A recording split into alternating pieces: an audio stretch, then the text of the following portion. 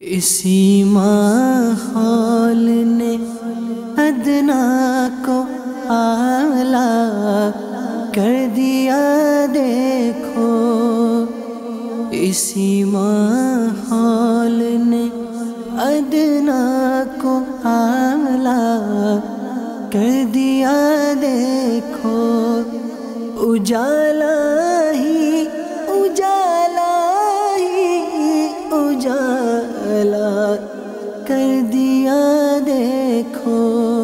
الحمدللہ رب العالمین والصلاة والسلام علی سید الانبیاء والمرسلین، اما بعد فاعوذ باللہ من الشیطان الرجیم، بسم اللہ الرحمن الرحیم۔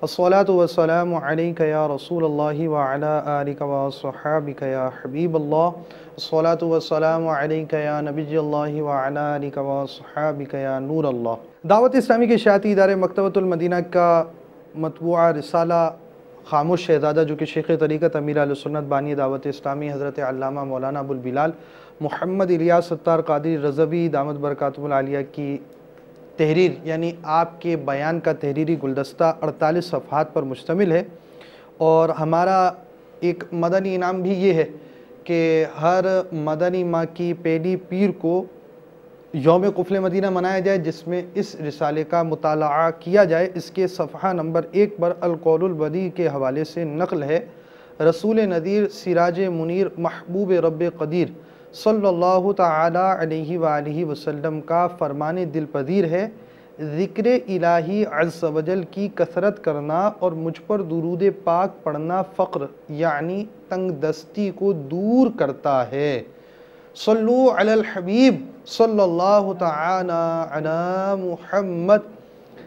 سلسلے سے پہلے اچھی نیتیں بھی ہونی چاہیے، کہ اگر سلسلے سے پہلے اچھی نیتیں نہیں ہوں گی تو ہمارا سلسلہ کرنا بھی کار ثواب نہیں ہو سکے گا، نہ آپ کا دیکھنے کو آپ کو ثواب ملے گا۔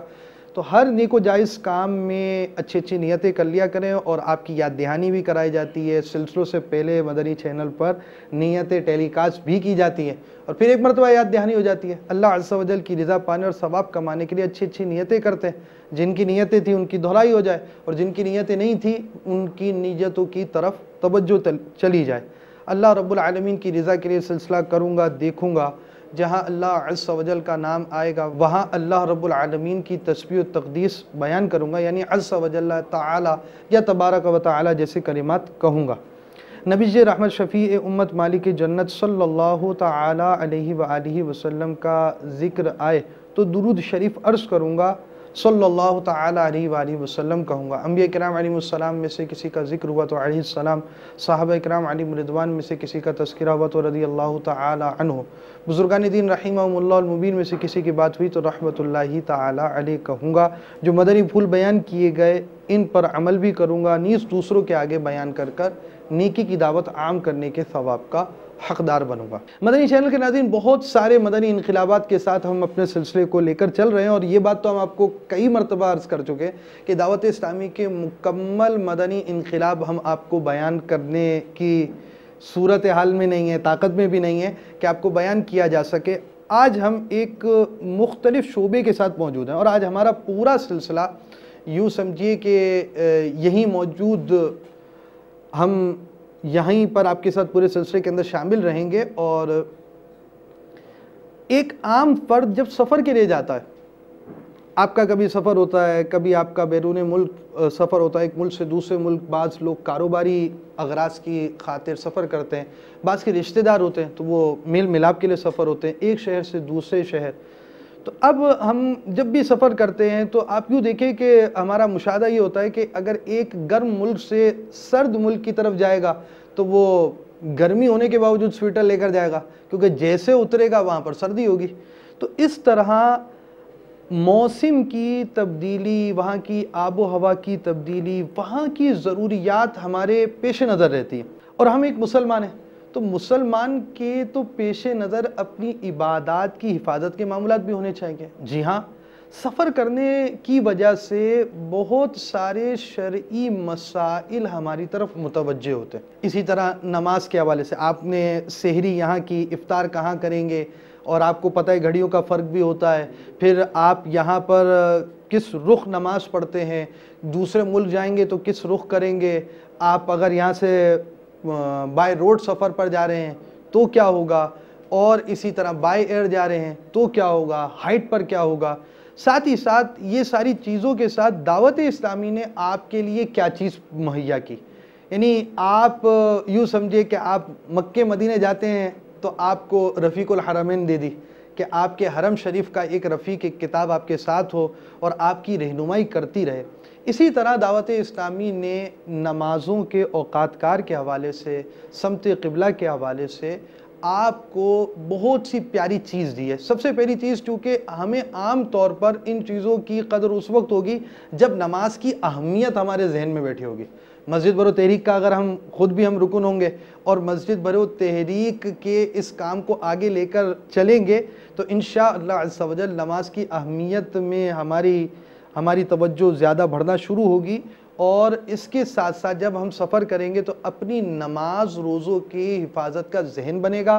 پھر آپ کو یہ سمجھ میں آئے گا کہ دعوت اسلامی نے کتنی پیاری رہنمائی دی، اور دعوت اسلامی کے شعبہ مجلس توقید جو الحمدللہ باقاعدہ دعوت اسلامی کا ایک شعبہ ہے اور دعوت اسلامی کے شعبہ جات میں سے شمار کیا جاتا ہے، انہوں نے آپ کی کیا رہنمائی کی، آپ کو کس طرح یہ ہمارا سافٹ ویئر آپ کو کیا کیا چیز فراہم کرتا ہے۔ اور پھر اس سلسلے میں ایک خاص بات یہ بھی ہوگی کہ بعض چیزیں ایسی ہوں گی جس کی طرف ہماری توجہ ہی نہیں ہوگی، اب یہ بھی تو کوئی چیز ہے، اچھا یہ بھی لحاظ رکھنا ہوتا ہے، تو ہم آپ کو اس چیزوں کو بھی بتائیں گے اور اس چیزوں کا لحاظ رکھنے کا طریقہ بھی بیان کریں گے۔ صلو علی الحبیب صلی اللہ تعالی علی محمد۔ حضور سب سے پہلے تو یہ کہ آپ کی مجلس، یعنی اس مجلس کی اہمیت، اس مجلس کی کیوں ضرورت ہوئی کہ یہ مجلس ہماری معرض وجود میں آئی ہے، اور لوگوں کو اس مجلس کی مطلب یوں سمجھے کہ کیسے حاجت پڑ سکتی ہے، اس کی کیوں ضرورت تھی کہ ہم نے یہ کام کیا، اس کے بارے میں پہلے آپ بیان فرمائیں۔ علماء کرام ارشاد فرماتے ہیں کہ نماز ہر مسلمان عاقل بالغ مرد و عورت پر فرض ہے، اور نماز وقت پر پڑھنا فرض ہے۔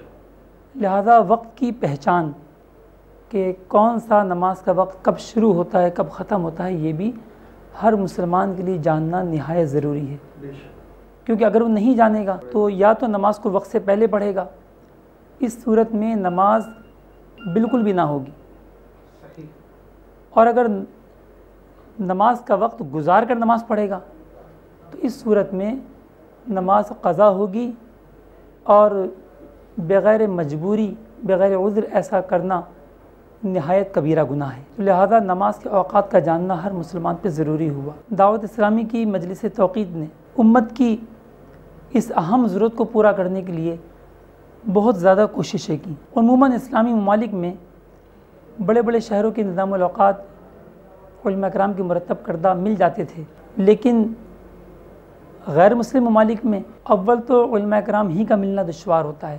لہٰذا دعوت اسلامی کی مجلس توقید نے الحمدللہ عز و جل ایسے سافٹ ویئر، ایسی موبائل اپلیکیشنز تیار کی، ساتھ ساتھ دعوت اسلامی کی ویب سائٹ dawat-islami.net پر الحمدللہ آن لائن بھی دنیا بھر کے تقریباً 27 لاکھ مقامات کے لیے سیدی اعلیٰ حضرت امام اہل سنت مولانا شاہ امام محمد رضا خان علی رحمۃ الرحمن کی تحقیق کے مطابق درست اوقات نماز اور سمت قبلہ پر مشتمل جو ہے وہ آن لائن بھی اپنے جو ہے وہ الحمدللہ سہولت ہمیں دی ہے۔ مدنی چینل کے ناظرین، دعوت اسلامی آپ کو جو چیز مہیا ہونی چاہیے اس کو مہیا کرنے کی کیسی کوشش کر رہے ہیں۔ ہم آپ کو آن لائن، یعنی دنیا میں آپ کہیں بیٹھے ہوئے ہیں اور آپ کو نماز کے اوقات کے حوالے سے سہولت چاہیے تو وہ مل جائے گی۔ دارالفتہ اہل سنت ہمارے پاس آن لائن ہو گیا، مدرسۃ المدینہ ہم نے آن لائن کر دیا، یعنی آپ کی ضرورت جو محسوس کر سکے اور ہم نے اس کے ذرائع بھی ہمارے پاس مہیا ہوئے۔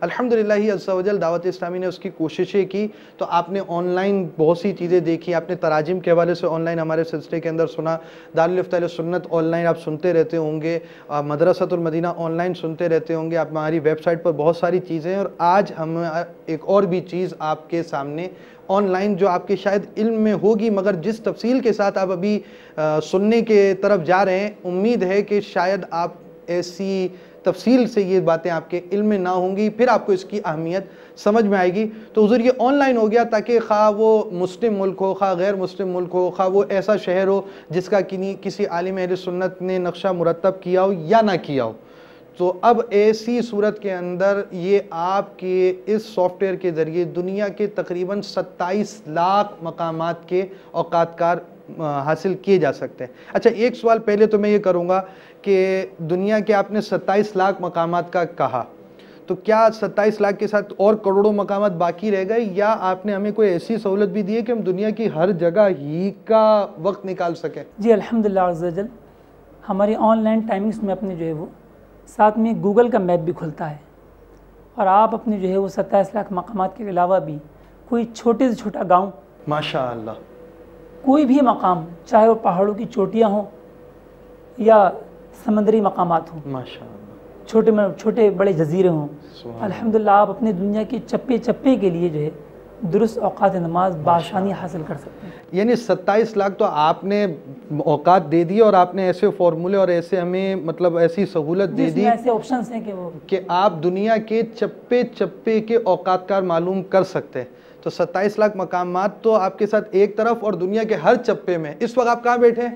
آپ کی نماز کا کیا وقت ہے؟ ہم آپ کو بیٹھے بیٹھے یہاں سکھا سکتے ہیں کہ آپ کی نماز کا کیا وقت اس جگہ پر ہے۔ تو آپ اس چیز کے لیے تیار رہیے، ابھی آپ کو اس سلسلے کے اندر امید ہے کہ اس کا ڈسپلے بھی کرایا جائے گا انشاءاللہ عز و جل۔ تو حضور اب سب سے پہلے تو آپ نے اپنی مجلس کے بارے میں ایک بات بیان کی کہ چونکہ جب نماز کی اہمیت ہے اور نماز ہم پر فرض ہے، تو اس کے حوالے سے علماء اہل سنت نے جو ہمیں رہنمائیاں فرمائی ہیں، اس کے مطابق اوقات کار کی معلومات کا ہونا بھی ضروری ہے، اور آپ نے ہمیں اوقات کار کی معلومات فراہم کی۔ اس سے پہلے کہ چونکہ ہم نے ابھی یہاں تک ایک موضوع کی تمہید میں سفر کو بیان کیا ہے، ضروری نہیں سفر کے علاوہ بعض چیزیں جس کو ہم کہتے ہیں حضر، یعنی ہم بغیر جس وقت سفر کے یہاں موجود ہیں، اور میں یہاں پر شرعی مسافر بھی نہیں ہوں، آپ بھی یہاں پر شرعی مسافر نہیں ہیں، تو اب یہاں پر بھی یعنی نماز کے اوقات کا معاملہ تو یہاں کے لیے بھی ہے۔ تو گویا آپ کا یہ سافٹ ویئر تو سب سے پہلی جو چیز دے رہا ہے کہ آپ جس جگہ پر ہیں، خواہ سفر میں ہوں یا نہ ہوں، خواہ آپ کسی عالم صاحب کے رابطے میں ہوں یا نہ ہوں، اور آپ کے پاس نقشہ اوقات کار کا ہو یا نہ ہو، آپ اپنے اوقات کار حاصل کر سکتے ہیں۔ آپ کی پہلی بات کے بعد دوسری چیز یہ ہو گئی کہ اب یہ اوقات کار عام طور پر جب بندے کی ایک جگہ لائف ہوتی ہے تو بہت سے مقامات ایسے ہیں، یقیناً آپ نے توجہ دلائی کہ ایسی بھی دنیا کے اندر خطے پائے جاتے ہیں جہاں پر اس طرح اوقات کار کی طرف توجہ اور یہ ساری چیزوں کا معاملات نہ ہوں۔ وہ آپ کی بات اپنی جگہ درست ہے، لیکن ایسے معاملات، ایسے مقام بھی پائے جاتے ہیں، اور اب الحمدللہ دعوت اسلامی جہاں جہاں ترقی کرتی جاتی ہے، دعوت اسلامی کے شعبہ جہاں ترقی کرتے جاتے ہیں، تو آپ کے بھی اوقات کار جو اس سافٹ ویئر کے مرتب ہیں، جو کہ آپ نے بیان کیا کہ سرکار اعلی حضرت رضی اللہ تعالیٰ عنہ کی تحقیق کے مطابق ہیں، اور وہ اوقات کار یعنی فیضان رضا بھی اس انداز سے دعوت اسلامی بھی ذریعہ بنی فیضان رضا کو عام کرنے کا، اور بے شک وہ فیضان رضا ایسا ہے کہ وہ خود ہی پھیلنے کے ذرائع راستے نکال دیتا ہے۔ تو اعلیٰ حضرت رضی اللہ تعالیٰ عنہ کے فیضان سے اب بہت سی جگہوں پر، شہروں میں تو ایسا ہونا شروع ہو چکا ہے، اور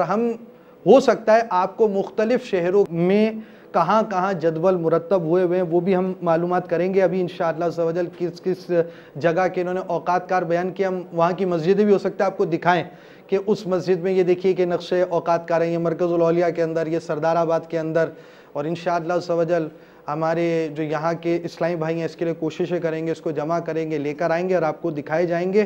اب میرے ذہن میں ایک بات یہ آ رہی ہے کہ جب ہم ایک جگہ پر رہتے ہیں تو ہمارے پاس یہ اوقات کار موجود ہیں، لیکن اب ہم جب سفر کرنے کے لیے جاتے تو نارملی آج کے زمانے کے اندر سفر بائی روڈ زیادہ ہوتے ہیں، اور اس کے ساتھ اب آپ یہ سمجھے کہ ایک جگہ لے لی وہ بائی ایئر کی۔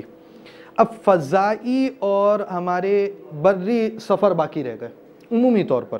تو اب ایک جگہ سے دوسرے مقام جانے کے اندر جب میں یہاں آتا ہوں تو میں تو اپنے شہر کے اندر مسجد پاتا ہوں، اپنے گھر کے قریب محلے میں مسجد پاتا ہوں، محلوں میں مسجدیں، شہروں میں مسجدیں، اس طرح گاؤں دیہاتوں میں مسجد ہے، لیکن جب میں روڈ پر آتا ہوں تو میں ہر جگہ مسجد اس انداز سے نہیں پاتا کہ میں ڈائریکشن دیکھ سکوں اور ساتھ ساتھ اوقات کار کے فرق کو مینٹین کر سکوں۔ تو اب اس کے لیے آپ کیا رہنمائی فرمائیں گے؟ دوران سفر نمازوں کے اوقات کس طرح ہم معلوم کریں، اس کو سمجھنے سے پہلے جی ہمیں یہ بھی معلوم ہونا چاہیے اپنے کہ شرعاً مسافر کون ہے، ٹھیک ہے، کیونکہ ہر سفر جو ہے وہ شرعی سفر نہیں ہوتا.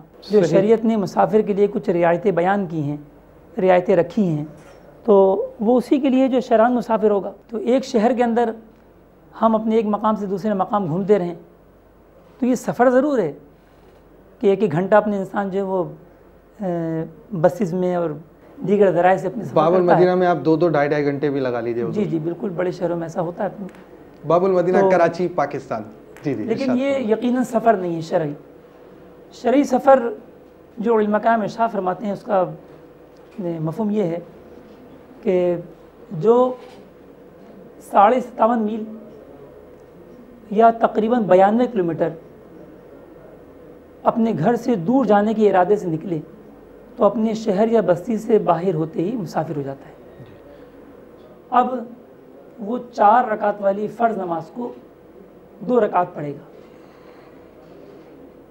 اور ثواب 4 کا پائے گا. ماشاء اللہ. یعنی یہ اللہ تبارک تعالیٰ کی طرف سے انعام ہے بندے پر. ظہر، عصر اور عشاء کے اندر یہ 4 رکعت والی 2 رکعت پڑھے گا جیسا کہ آپ نے بیان کیا. اور دعوت اسلامی کے اشاعتی ادارے مکتبۃ المدینہ کی مطبوعہ مسافر کی نماز، جو کہ شیخ طریقت امیر اہل سنت بانی دعوت اسلامی نے ہمیں جہاں بہت سے موضوعات پر رہنمائی فرمائی، وہ نماز کے حوالے سے بہت تفصیلی رہنمائی فرمائی.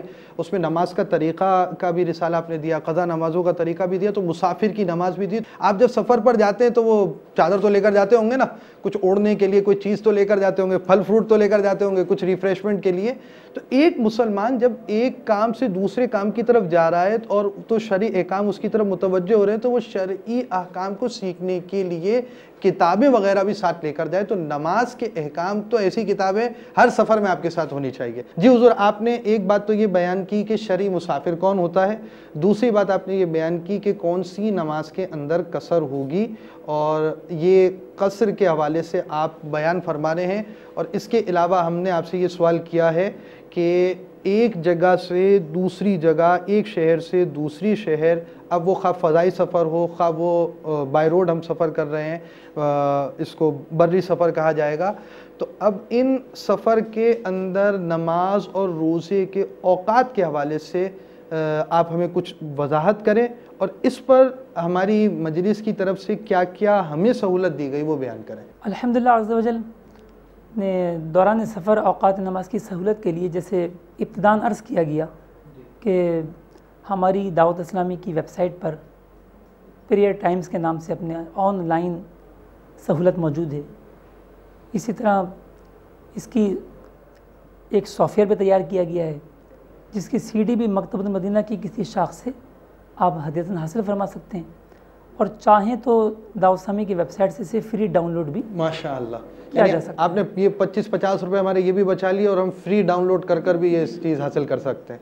مدینہ تو پریئر ٹائمز، مثال اب آپ کا پریئر ٹائمز پر ہم پہنچے، ہم کیا کریں؟ جی اب فرض کریں کہ ہمارا سفر جو ہے وہ باب المدینہ سے مرکز الاولیاء بائی ٹرین ہے. یعنی ہم باب المدینہ کراچی سے مرکز الاولیاء لاہور، پاکستان کے ایک شہر سے پاکستان کے دوسرے شہر، اور اس میں تو لمبا سفر ہے بہرحال یہ بائی ٹرین کا جو آپ نے بیان کیا.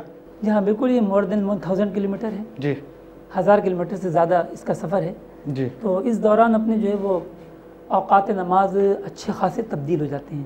اب ہماری اپنے اوقات الصلاۃ سافٹ ویئر سے آپ کی ٹرین جہاں جہاں بڑے بڑے اسٹیشن کرے گی، آپ ان شہروں کے اوقات اپنے پاس اپنے نکال کر محفوظ کر لیں تاکہ دوران سفر جو ہے آپ کو اوقات نماز کے حوالے سے کوئی پریشانی نہ ہو. یعنی اب جب ایک شخص کو یہ پتہ ہے کہ میں نے ایک سفر، اب لازمی بات ہے جو ٹرین کا بھی ایک روٹ ہوتا ہے وہ ایک پیسنجر کو معلوم ہوتا ہے کہ بھائی یہ اسٹیشن آتا ہے ہمارے یہاں، وہ روڈی آئے گا تو وہ مدینہ الاولیاء، وہ ملتان آنے والا ہے تو ملتان چلو ملتان. اب اس طرح کی ساری چیزیں عوام کے اندر مشہور ہوتی ہے، بلکہ ٹرین میں تو ہم بیٹھے ہوں تو بس وہ یہی ہوتا ہے کتنی دیر میں پہنچی، کہاں پہنچی، یہ اتنے گھنٹے میں وہاں پہنچے گی.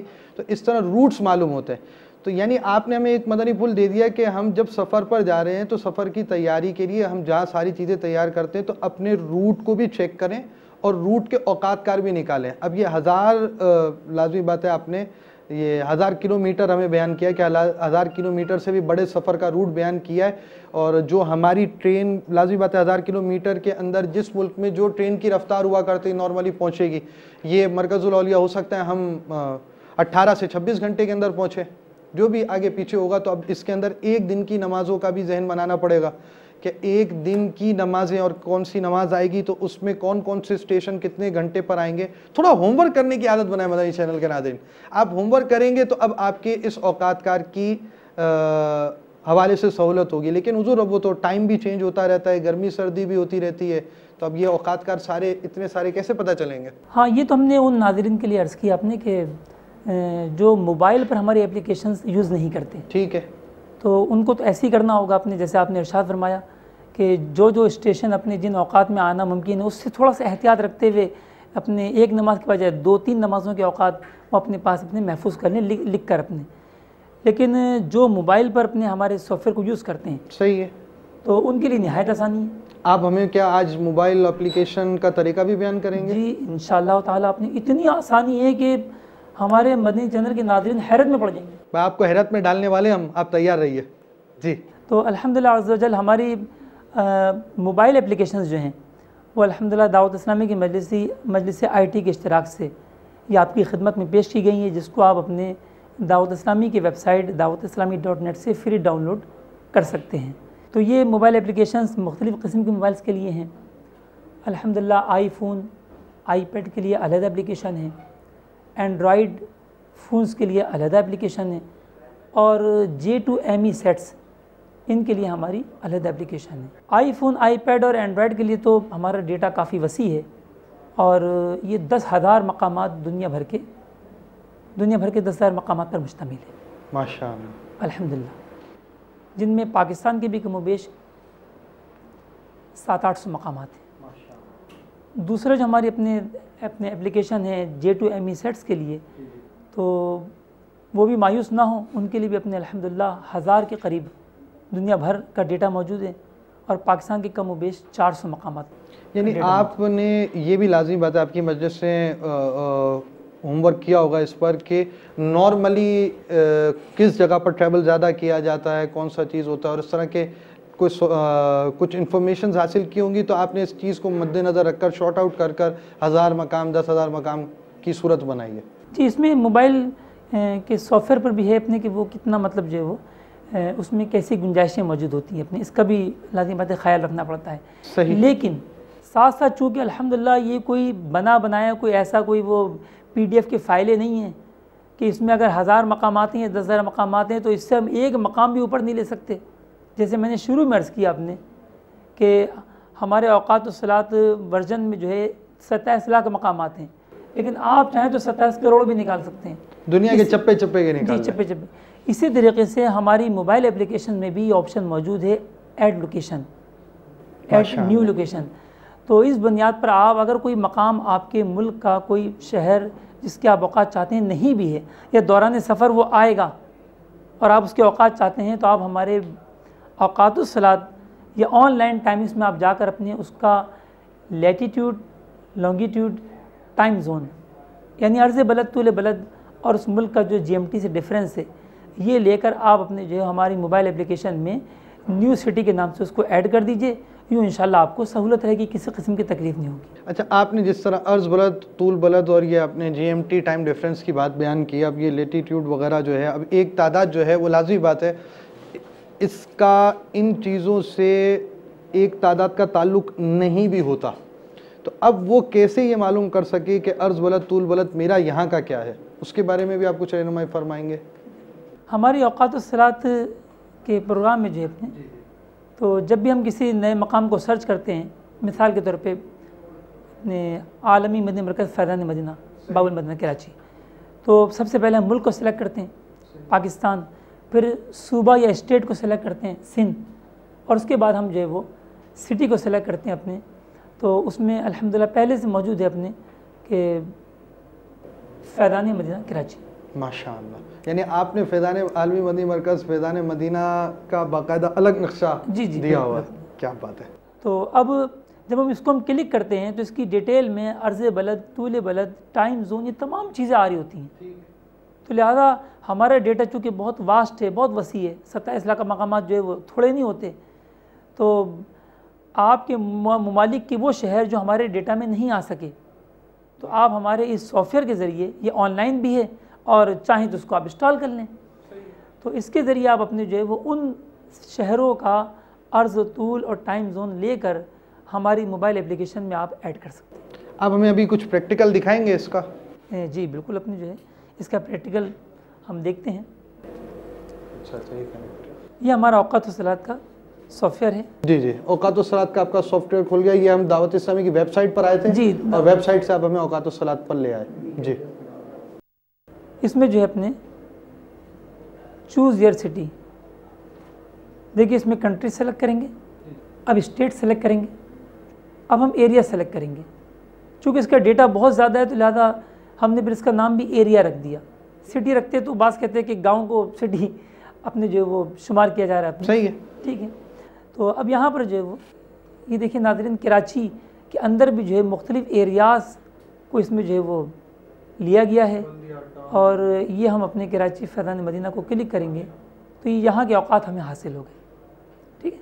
یہ دیکھیں اس کا لیٹیٹیوڈ بھی لکھا ہوا آ رہا ہے اور لانگیٹیوڈ بھی آ اور گیا. لانگیٹیوڈ بھی لکھا ہوا آ رہا ہے اپنے 24.89472 نارتھ اور لانگیٹیوڈ 67.06139 ایسٹ. ٹائم زون بھی آ رہا ہے اپنے کہ اس کا جو ہے جی ایم ٹی سے جو ڈفرینس ہے وہ +5 آورس. پورے پاکستان کے لیے آپ کا یہ آ جی گیا. پورے پاکستان کے لیے آ گیا. اب اس کو ہم اپنے سیو کر دیں گے تو یہ ہماری جو ہے وہ نیو سٹی سکسیسفلی ایڈیڈ. یہ کہاں ایڈیڈ ہوئی ہے؟ جی یہ خود بخود آٹومیٹک اوپن ہو جائے گا. اب دیکھیں کراچی فیضان مدینہ کے لیے جو ہے یہ ہمارے اوقات آج کے 5 نماز اوقات وتھ سیکنڈز الحمدللہ یہ ڈسپلے ہو گئے. ماشاء اللہ. تو اب مدنی چینل کے ناظرین اپنے جو ہے وہ سفر کے دوران ایسے شہر جو آپ کے موبائل اپلیکیشن میں نہیں تھے یا ویسے بھی اگر آپ کو ضرورت ہے اپنے، تو اس بڑے ڈیٹا سے آپ اپنے جو ہے وہ اپنے شہروں کو منتخب کیجئے اور ایڈ نیو لوکیشن میں جا کر اپنے جو ہے وہ آپ اپنے چھوٹے چھوٹے گاؤں ولیجز تک کا آپ اپنے ٹائم سیٹ کر سکتے ہیں. اچھا یہ ہم ڈاؤن لوڈ کریں گے تو اس کو ڈاؤن لوڈ کس طرح کیا جائے؟ یعنی آپ کے سافٹ ویئر کو پہلے تو ابھی آپ نے ہمیں ویب پر ہی دکھایا ہے، اب ہمیں آپ ڈاؤن لوڈ کر دیں تاکہ اب ڈاؤن لوڈ کر کر ہم نیٹ سے آزاد ہو کر آرام سے اس سے کام کر سکیں. جی دعوت اسلامی .net جی مین اپنے سائٹ آپ کھولیے اور اس میں جو ہے مس کے آپشن میں آ کے ڈاؤن لوڈ کو کلک کیجیے. اس اوقات الصلاۃ سافٹ ویئر کو فری ڈاؤن لوڈ کرنے کے لیے دعوت اسلامی .net سائٹ اوپن کیجیے، مس کے آپشن میں جا کے اپنے ڈاؤن لوڈ کا آپشن کلک کیجیے. موبائل اپلیکیشن جی. یعنی آپ نے ڈیسک ٹاپ اپلیکیشن. جی ڈیسک ٹاپ اپلیکیشن میں یہ ہم آگے اپنے دیکھیے یہ دائیں ہاتھ پر اپنے اوقات الصلاۃ سی ڈی کا آپشن موجود ہے. یہاں سے کلک کر کے آپ بآسانی فری ڈاؤن لوڈ جو ہے کر سکتے ہیں. بھائی یہاں پر ہم نے آ کر کلک کیا کرسل کو اور یہ ڈاؤن لوڈنگ شروع ہو. جی آن لائن پریئر ٹائمنگس کے لیے بھی اپنے جو ہے وہ ملاحظہ فرمائیں. آن لائن پریئر سے کیا مراد ہوگی؟ بغیر انسٹال کیے اپنے صرف نیٹ پر ہی اپنے ہم اگر اوقات حاصل کرنا چاہتے ہیں تو دعوت اسلامی .net پر اپنے پیریڈ ٹائمز کو کلک کیجیے. یہ دیکھیے نیچے آپشن آ گیا اپنے اوقات نماز کا. جی یہاں پر اپنے جو ہے وہ سٹی سرچ کیجیے. سٹی آپ جی کراچی جیسے کہ اپنے جو ہے وہ غالباً آپ کا سفر سوڈان کا ہے تو سوڈان کی کیپٹل خرطوم کے لیے جو ہے ہم اوقات نماز کیسے حاصل کریں گے تو یہاں پر جو ہے سٹی نیم لکھ کر اپنے سرچ کیجیے. جی دیکھیں ہمارے ڈیٹا میں اپنے جو ہے اس نے یہ 3 خرطوم دکھائے ہیں جن میں ایک لبنان کا بھی ہے. بہرحال جو سوڈان والا خرطوم ہے اپنے ہم نے اس کو کلک کیا اور یہ آج کے اپنی 5 اوقات نماز جو ہیں یہ ڈسپلے ہو گئے. صحیح. پورے مہینے کے اوقات سال بھر کے اوقات نکالنے کے لیے بھی اس میں آپشن موجود ہیں. اس کو اپڈیٹ بھی کیا جا سکتا ہے. اپڈیٹ کا مطلب کہ مثال کے طور پر ہمیں جہاں کے اوقات چاہیے اپنے وہ بلندی پر ہیں. صحیح ہے. تو چونکہ بائی ڈیفالٹ جو اوقات نکلتے ہیں وہ 0 فٹ ہائٹ کے مطابق ہوتے ہیں میدانی علاقوں کے اعتبار سے اور اونچائی والے علاقوں میں فرق پڑتا ہے. صحیح. جیسے جیسے ہم اونچائی پہ جاتے چلے جائیں گے اپنے، ہماری حد نگاہ سائٹ لمٹ جو ہے وہ بڑھتی رہے گی. لازمی بات ہے، وہ سن سیٹ سن رائز کا رینج بڑھتی ہے. لہذا طلوع آفتاب سن رائز جو ہے وہ پہلے ہوگا، صحیح ہے. اور سن سیٹ غروب آفتاب جو ہے وہ تاخیر سے ہوگا. ٹھیک ہے. جیسے خرطوم کے اندر بھی اپنے جو ہے وہ سب سے ہائی بلڈنگ جو ہے وہ 475 فٹ ہے. 475 فٹ. جی. اور ابھی یہ جو اوقات نکلے یہ زمینی اعتبار سے درست ہے، نہ کہ بلڈنگز کے لیے. صحیح ہے. لہذا ہر ایک اپنی ضرورت کے مطابق، اور بہتر ہے کہ سٹی کی سب سے ہائی رائز بلڈنگ کو لے لے، تاکہ اس اوقات پہ کوئی بھی عمل کرے تو اس کو کسی قسم کا حرج نہ. اس سٹی کی اگر آپ نے مثال کے طور پر ہائی ہائٹ کو لے لیا تو آپ کا یعنی یوں سمجھے کہ سحری جلدی ختم ہو جائے گی اور افطار تھوڑا سا لیٹ ہو جائے گا، تو دونوں احتیاطی وقت مل جائیں گے نیچے والوں کو. سحری میں فرق نہیں ہوتا، سحری میں بلندی کے سبب جو ہے وہ فرق نہیں آتا، فقط طلوع آفتاب اور غروب آفتاب میں فرق ہوتا ہے. جی سوری، طلوع آفتاب اور غروب آفتاب کا فرق ہو جائے گا، دن اس کا یوں بڑا ہو جائے گا. جی. تو اب بلندی والوں کے لیے اپنے جو ہے وہ طلوع آفتاب جلدی ہوتا ہے، غروب آفتاب تاخیر سے، جبکہ گراؤنڈ فلور نیچے والوں کے لیے اپنے جو ہے وہ غروب آفتاب جلدی ہوتا ہے. تو اگر ہم اپنے جو ہے وہ پوری سٹی کی سب سے اونچی بلڈنگ کو اس میں ایڈ کرا دیں گے تو فائدہ یہ ہوگا اپنے کہ اب یہ پورے شہر کے لیے جو اپنے اوقات ہمیں کفایت کریں گے. ماشاء اللہ. یعنی اب آپ نے پہلے تو ایک شہر کے اوقات بتایا تھا اور اب آپ تھوڑی تھوڑی تفصیل کی طرف جا رہے ہیں، تو پھر تو آپ نے ایک ایک مکان کے بھی اوقات کار کا ذہن دے دیا ہے کہ ہر شخص اپنے مکان کے حوالے سے غور کر لے کہ اتنی ہائٹ پر ہے تو اس کے مطابق وہ اوقات کار رکھے. تو آہستہ آہستہ ہم پہنچ رہے ہیں. اور ہم نے ایک بات آپ کو پہلے بیان کی تھی کہ بہت ساری باتیں شاید ایسی ہوں گی کہ جس کی طرف ہماری توجہ نہیں ہوگی، اور ہم چونکہ اس کی طرف بھی توجہ دلائیں گے، آپ کو سمجھ میں آئے کہ دعوت اسلامی نے اس شعبے میں بھی کام کیا اور اس مقام پر بھی ہماری رہنمائی کی گئی ہے. جی الحمدللہ عز و جل. امام اہل سنت مولانا شاہ امام احمد رضا خان علی رحمۃ الرحمن نے بھی اس طرف توجہ دلائی. چنانچہ فتح رضویہ جلد 10 صفحہ 626 مطبوعہ رضا فاؤنڈیشن لاہور میں آپ ارشاد فرماتے ہیں، نقل فرماتے ہیں، یہ حساب ہموار زمین کا ہے، پہاڑ پر فرق پڑے گا اور وہ فرق بتفاوت بلندی متفاوت ہوگا. یعنی جس طرح بلندی کم زیادہ ہوگی اس طرح فرق بھی کم زیادہ ہوگا. مزید ارشاد فرماتے ہیں، اگر 2000 فٹ بلندی ہے تو غروب تقریباً 4 منٹ بعد ہوگا اور طلوع اسی قدر پہلے. مدنی چینل کے ناظرین کے لیے بڑی حیرت انگیز بات، وہ شاید سوچ رہے ہوں گے کہ یہ تو پہاڑوں کے بارے میں ارشاد فرمایا، تو اب جو دنیا میں عمارتیں بننے لگی ہیں ان کی حالت یہ ہے کہ وہ پہاڑ سے بھی اونچی ہو رہی ہیں. یا اللہ خیر. یہاں پر اپنے جو ہے امام اہل سنت نے 2000 فٹ بلندی کا ذکر کیا کہ 4 منٹ پہلے طلوع اور 4 منٹ بعد غروب ہوگا. اور اس وقت دنیا کی سب سے اونچی عمارت جو مکمل ہو چکی ہے اپنے برج خلیفہ کے نام سے دبئی میں، اس کی بلندی 2714 فٹ ہے. امام اہل سنت نے 2000 فٹ بتایا تو وہ 2000 فٹ سے بھی بڑی ہے.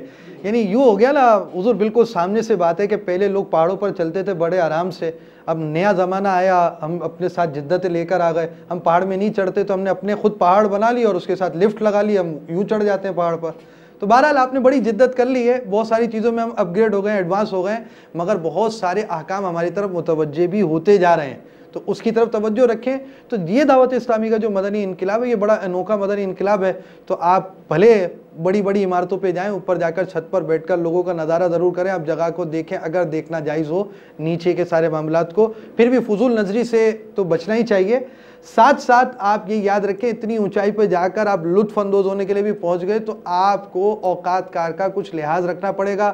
دعوت اسلامی آپ کی توجہ بھی دلا رہی ہے اور دعوت اسلامی آپ کو طریقہ بھی بیان کر رہی ہے کہ آپ کس انداز سے لحاظ رکھیں گے.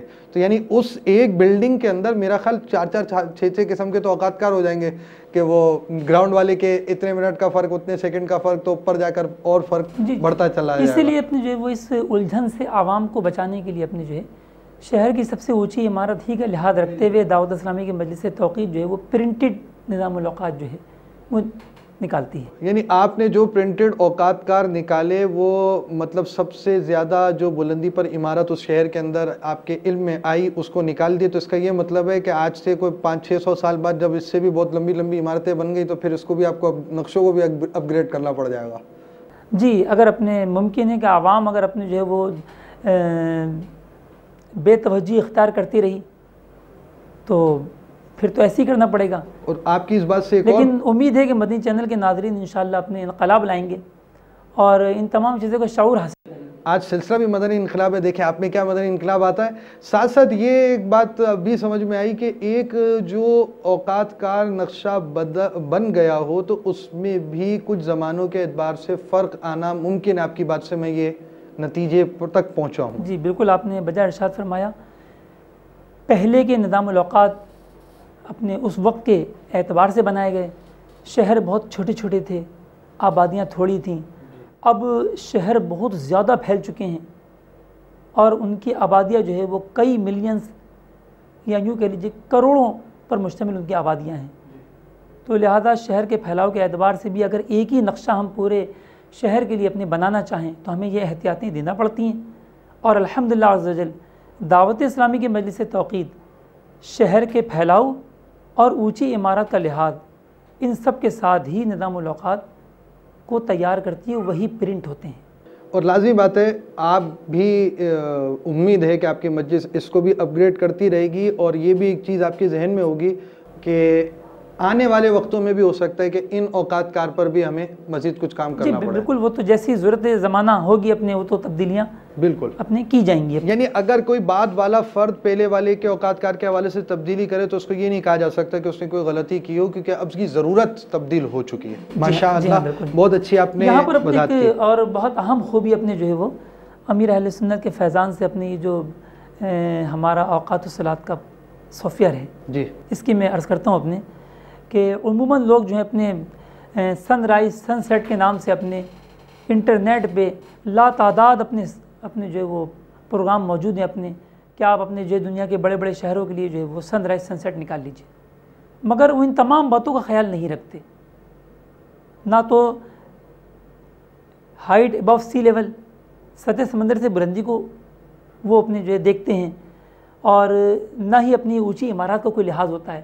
وہ تو سمپل سا اپنے، چونکہ ان کا تعلق اپنے نمازوں کے حوالے سے ان کا مقصد نہیں ہوتا، ان کا مقصد بھی نہیں ہوتا کہ مطلب ہم یہ جو ہے سن رائز سن سیٹ اپنے اوقات نماز کے طور پر بیان کر رہے ہیں۔ اور عموماً یہ نان مسلمس کی زیادہ ہوتی ہیں، مسلمس کی بھی ہوں اپنے، تب بھی وہ جو ہے توجہ اس طرف ہو ضروری نہیں، ایز اے ایسٹرونومیکل کہ اپنے جو ہے وہ لینتھ آف ڈے کیا ہے، اس لیے وہ سن رائز سن سیٹ کو معلوم کرتے ہیں، دیتے ہیں اپنے۔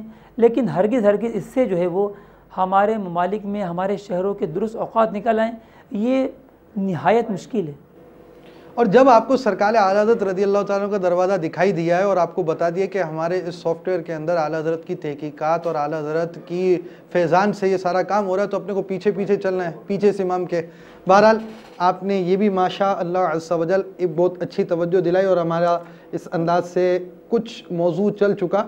اب ہم یہ ایک جگہ پر تھے، آپ نے ہمیں ایک جگہ کا بتایا، ایک جگہ کی اونچائی کا بھی آپ نے ہمیں بیان کیا، آپ نے ہمیں سافٹ ویئر انسٹال کرنا بھی بتایا، سافٹ ویئر آپ نے یوز کرنا بھی بتایا، اوقات کار کے ڈالنا بھی بیان کیا۔ اب ہم وہ موضوع جو شروع میں لے کر آئے تھے سفر کا، اس کو دوبارہ ہم زندہ کریں اس موضوع کو۔ اب ہم اس شہر سے نکل رہے ہیں، تو اب میں نے عرض کیا تھا اپنے کہ اگر موبائل اپلیکیشنز کو ہم یوز کریں گے تو بہت آسانی ہو جائے گی۔ اب آپ کو پہلے سے کوئی چارٹ بنا کے نہیں رکھنا پڑیں گے، ٹھیک ہے؟ ہماری موبائل اپلیکیشن میں بھی اپنے جو ہے وہ اچھے خاصے شہروں کا ڈیٹا موجود، جو نہیں ہے آپ کو ڈالنے کا طریقہ عرض کر دے گا، آپ ڈال لیجئے جو آپ کی ضرورت ہے، ٹھیک ہے؟ تو اب آپ کو آسانی ہوگی۔ لیکن چونکہ یہ اوقات اپنے بائی ڈیفالٹ 0 فٹ ہائٹ کے مطابق ہوتے ہیں، لہذا آپ کو اپنے کچھ نہ کچھ احتیاطیں ضرور کرنا پڑیں گی۔ یعنی وہی ہائٹ وائز کے لیے آپ کو کچھ نہ کچھ احتیاطوں کا ذہن بنانا پڑے گا، اور لازمی بات ہے ہر شخص کو اس بات کو سمجھ دینا چاہیے کہ وہ بالکل ایکوریسی کی طرف جب آئے گا تو اس کو ایکوریسی کے ساتھ معلومات خود بھی ہوگی تو رزلٹ ایکوریسی کے ساتھ آئے گا۔ اب آپ سفر میں آپ کو ایکوریسی نہیں معلوم تو آپ خود جب ایکوریسی کے بغیر آ رہے ہیں تو ایکوریسی کے ساتھ رزلٹ کیسے ملے گا آپ کو؟ تو اس لیے آپ کو احتیاط کرنی پڑے گی. یعنی یہ سافٹ ویئر پرابلم نہیں ہے, یہ ہمارا پرابلم ہے جو ہمیں حل کرنا ہے. اور ماؤنٹین ایریاز کا جاننا کوئی دشوار بھی نہیں ہے. دوران سفر جو ہے وہ خود ہی پتہ چل جاتا ہے اپنے کہ یہ ہم جہاں سے گزر رہے ہیں. ویسے بھی ہم تو کھڑکی کے ساتھ بیٹھے ہوتے ہیں, ہوا بھی پڑ رہی ہوتی ہے, کبھی باغات نظر آ رہے ہوتے ہیں تو کبھی محلات نظر آ رہے ہوتے ہیں, تو ویسے ہی پتہ چل جائے گا ماؤنٹین ایریاز کہاں ہیں, کہاں گئے. تو جو میدانی علاقے ہوتے ہیں, میدانی علاقوں کے لیے تو کوئی پرابلم نہیں ہے. ہمارے جو اوقات بائی ڈیفالٹ 0 فٹ ہائٹ کے اعتبار سے نکلیں اس پر عمل کیا جا سکتا ہے. صحیح. پھر بھی اپنے نماز روزہ ایسی اہم عبادت ہے کہ اس میں جلد بازی سے کام نہ لیا جائے. اپنے آدھے 1 منٹ کی احتیاط تو کر ہی لینی چاہیے. بالکل. اچھا, اور اگر ہم ماؤنٹین ایریاز سے گزر رہے ہیں, جیسے ہمارے ملک پاکستان میں ناردرن ایریاز اور خیبر پختونخوا اور کشمیر و بلتستان, یہ تقریباً ماؤنٹین ایریاز پر ہی مشتمل ہیں. جی. تو یہاں پر ہمیں ماؤنٹین ایریاز میں اپنے جو وہ ٹھیک ٹھاک احتیاط کی حاجت ہوگی. تو یوں سمجھ لیجیے کہ 5 منٹ کی احتیاط کیجیے, اور جہاں پر آپ کو معلوم ہے کہ بہت زیادہ یہاں پر اپنے ہائٹ ہے تو اس کو پہلے کسی ذریعے سے معلوم کر لیں اور اس کے مطابق جو ہے مزید احتیاط کی. اچھا, میں ان شارٹ ایک پوچھ لیتا ہوں. ہمارے ہاں جیسے بھی ہائٹس ہوتی ہیں, ہم زیادہ سے زیادہ نارملی آپ نے ایک دنیا کے نقشوں پر کام کیا, سب کچھ کیا, اگر ہم 5-8 منٹ کام کریں تو ہم اوور آل ہمیں کفایت کرے گا 8-10 منٹ کی احتیاط جی, کا کرنا. پاکستان میں جو اپنے وہ 8 منٹ کفایت کرے گا. 8 منٹ ہمیں پاکستان کے اندر کفایت کرے گا. پاکستان سے باہر ہمیں کتنے منٹ تک جانا چاہیے؟ اس کے لیے اپنے جو ہے وہ اس طرح کے جو سفر ہوتے ہیں تو اب اپنے ایسے چارٹ بھی ملتے ہیں. اپنے ممالک کی حکومتیں اپنے ایسے میپس جاری کرتی ہیں کہ جس میں باقاعدہ اپنے جو ہے وہ ماؤنٹین ایریاز میں نشاندہی ہوتی ہے کہ یہ ایریاز جو اپنے وہ اپنے 5000 فٹ یا 10,000 فٹ یا 8,000 فٹ یا 15,000 فٹ اپنی جو ہے اونچائی پر مشتمل ہیں. لہٰذا اپنے وہاں سے احتیاط, جیسے آپ نے شروع میں ارشاد فرمایا اپنے کہ جب ہم سفر کر رہے ہیں تو بحیثیت مسلمان ہماری بالکل توجہ ہونی چاہیے اپنے. تو اب یوں سمجھ لیں کہ مدنی چینل کے ناظرین کو ایک اپنے جو ہے وہ ایک نیا مدنی گلدستہ مل گیا کہ اس پر بھی توجہ رکھنا ہوگی. بالکل توجہ رکھنا ضروری بھی ہے ان چیزوں کے حوالے سے. ساتھ ساتھ وہ آپ کے وہ نیپال گنج کی پہاڑیاں, وہ تو پہاڑیوں پر سارا سفر اور کئی گھنٹوں تک سفر ہوتے پہنچا جاتا ہے نیپال گنج میں. اور وہ یاد آ گیا آپ کی بات سے, پہاڑی پہاڑی پہاڑی پہاڑی پہاڑی, بس وہ ایسے بھی سفر ہوتے ہیں بعض ممالک کے اندر. اور آپ نے خود پاکستان کی بات بیان کی, اس انداز سے بھی صورتحال جاری رہتی ہے. جی. عام طور پہ وہ ایک ذہن کے اندر بات آتی ہے کہ اب یہ سفر, پہلے کے سفر اور آج کے سفر کا فرق بھی لوگوں کے اندر اب تھوڑا تبدیل ہوتا شروع ہو گیا کہ پہلے جو سفر ہوتے تھے وہ اونٹ اور گھوڑوں اور ساری چیزیں ہونے لگی, اب یہ بہت تیزی سے سفر کرنے لگے اور یہ یہاں سے وہاں پہنچنے لگے. اور 3 دن کا سفر شاید اب میرا خیال گھنٹے کے اندر ہو جاتا ہوگا. جی ہاں بالکل, بائی کار تو کوئی مشکل نہیں ہے. بلکہ عرب شریف میں ہم نے ایسے ہائی ویز دیکھے اپنے کہ وہاں پر بسوں کی اسپیڈ جو اپنے وہ 120 کلومیٹرز پر آور ہوتی ہے. تو یہ تقریباً یوں سمجھے کہ وہ گھنٹے سے پہلے بھی اپنے جو ہے وہ 92 کلومیٹر پہ پہنچا دے گی, ٹریول ہو سکتا ہے. واہ بھائی واہ. اور یہ تو آج کی اسپیڈ ہے 1434 ہجری کی, پتہ نہیں آگے کتنی اسپیڈ ہو جائے گی. تو میٹھے میٹھے اسلام بھائیوں, شاید بعض کا یہ خیال ہوگا کہ اب تو چونکہ سفر میں بہت آسانیاں ہو چکی ہیں تو لہٰذا اپنے ہم 4 رکعت پوری پڑھیں فرض نماز, ظہر عصر و عشاء کے فرائض ہیں, تاکہ اپنے جو ہے ثواب زیادہ ملے. تو یاد رکھیے کہ مسافر کی نماز میں امیر اہل سنت نے جو تحریر فرمایا اس کا خلاصہ یہ ہے کہ 4 رکعت قصداً پوری پڑھنے والا ثواب کا حقدار نہیں بلکہ گناہ گار ہوگا. جی ہاں, یہاں پر واجب ہے کہ قصر کرے اور 2 رکعت ہی پڑھے.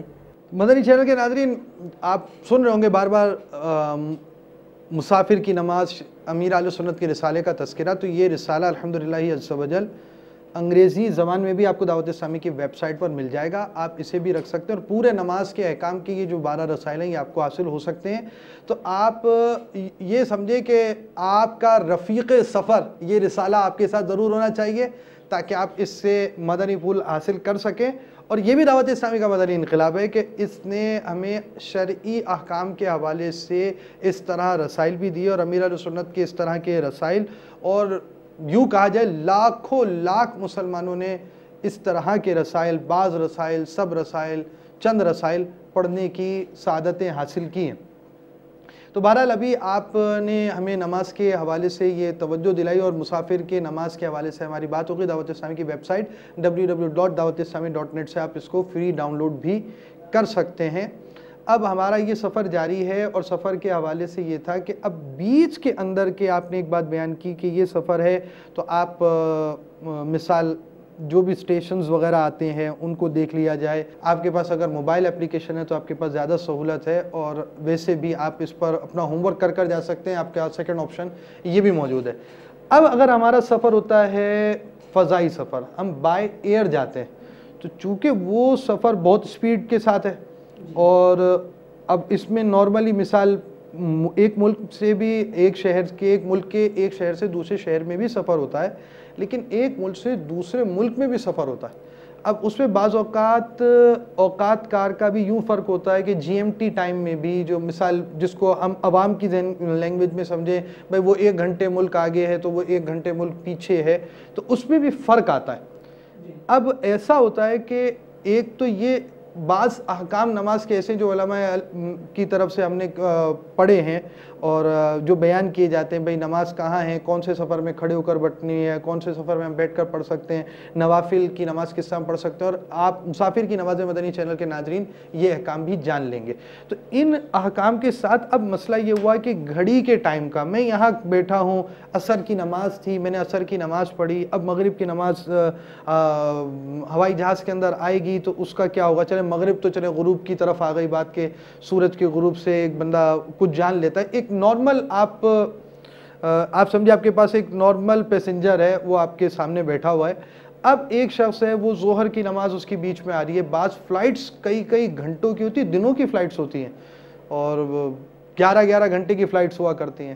اب اس جہاز کے اندر ہم کیسے جان سکیں کہ یہ کون سی نماز کا وقت ہے, مطلب اب وہ ہائٹ کا بھی آپ نے کچھ مسائل بیان کر دیے, ہائٹ کا بھی ہے کہ اب میں اتنی ہائٹ پر ہوں تو یہاں کیا احتیاط ہوگی, گراؤنڈ کا نقشہ کیا ہوگا, پھر یہاں پر ایک مسئلہ تو پھر یہاں پر سمت قبلہ کا بھی آتا ہے جہاز کے حوالے سے, اور ساتھ پھر ایک اور بات یہ آتی ہے کہ روزہ افطار کا معاملہ بھی آتا ہے. تو جہاز کے حوالے سے میں نے آپ سے 2-3 ایروپلین کے حوالے سے آپ سے 3-4 سوال کر لیے ہیں, تو جوابات بھی انشاءاللہ عز و جل آپ کو بتائے جائیں گے, مگر آج کے سلسلے میں نہیں, اس کے لیے آپ کو اگلے سلسلے کا انتظار کرنا پڑے گا.